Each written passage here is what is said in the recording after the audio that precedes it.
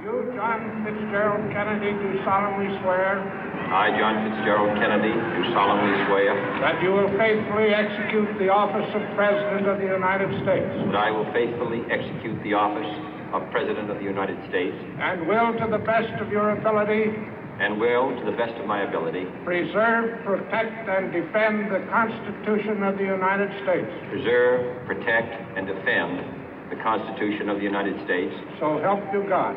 So help me God.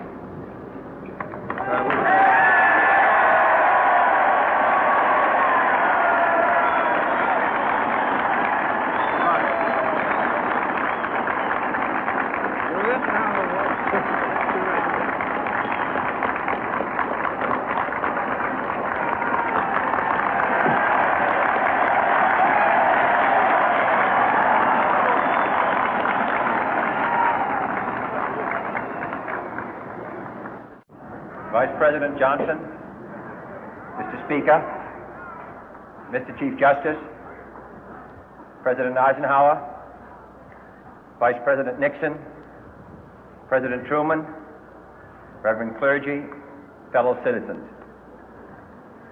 We observe today not a victory of party, but a celebration of freedom, symbolizing an end as well as a beginning, signifying renewal as well as change.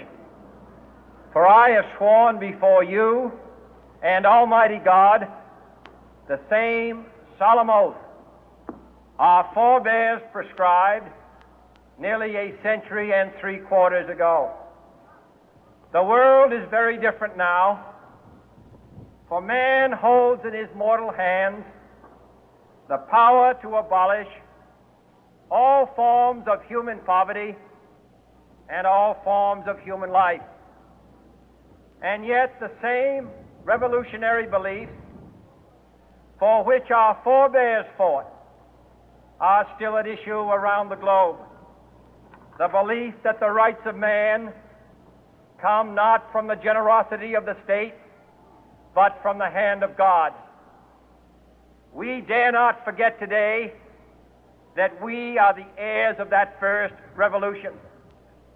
Let the word go forth from this time and place to friend and foe alike that the torch has been passed to a new generation of Americans born in this century, tempered by war, disciplined by a hard and bitter peace, proud of our ancient heritage, and unwilling to witness or permit the slow undoing of those human rights to which this nation has always been committed and to which we are committed today at home and around the world.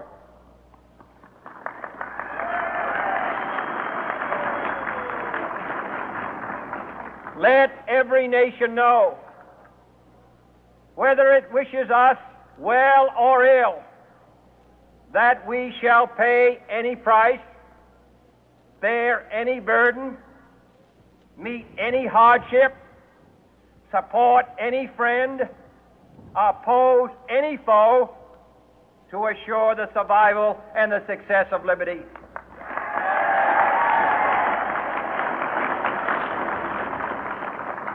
This much we pledge and more. To those old allies whose cultural and spiritual origins we share, we pledge the loyalty of faithful friends. United, there is little we cannot do in a host of cooperative ventures. Divided, there is little we can do, for we dare not meet a powerful challenge at odds and split asunder.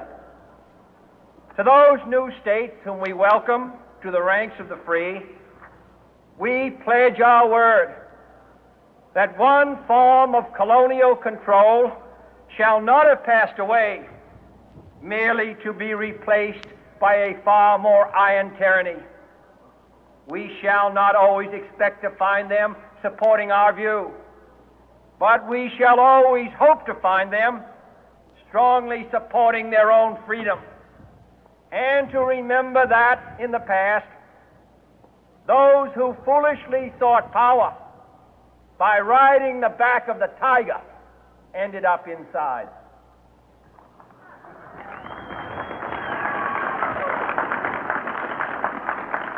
To those people in the huts and villages of half the globe struggling to break the bonds of mass misery, we pledge our best efforts to help them help themselves for whatever period is required, not because the communists may be doing it, not because we seek their votes, but because it is right.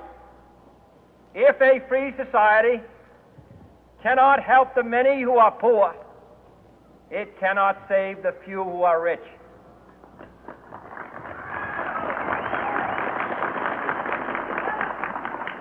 To our sister republics south of our border, we offer a special pledge to convert our good words into good deeds, in a new alliance for progress, to assist free men and free governments in casting off the chains of poverty. But this peaceful revolution of hope cannot become the prey of hostile powers. Let all our neighbors know that we shall join with them to oppose aggression or subversion anywhere in the Americas. And let every other power know that this hemisphere intends to remain the master of its own house.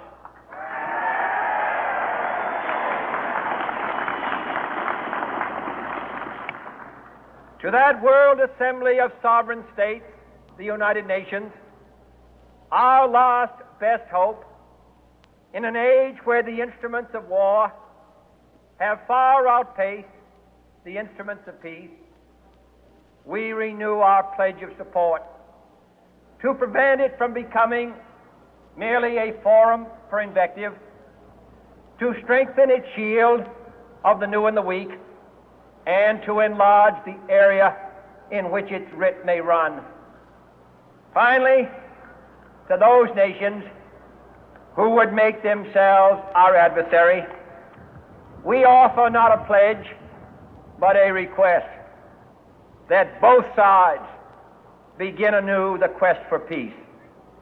Before the dark powers of destruction, unleashed by science, engulf all humanity in planned or accidental self-destruction, we dare not tempt them with weakness, for only when our arms are sufficient beyond doubt can we be certain beyond doubt that they will never be employed.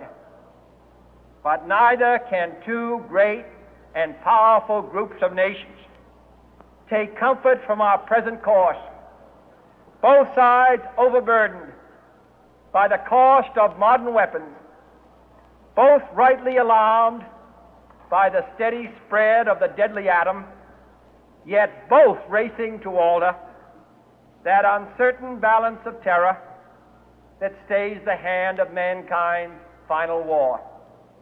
So let us begin anew, remembering on both sides that civility is not a sign of weakness, and sincerity is always subject to proof.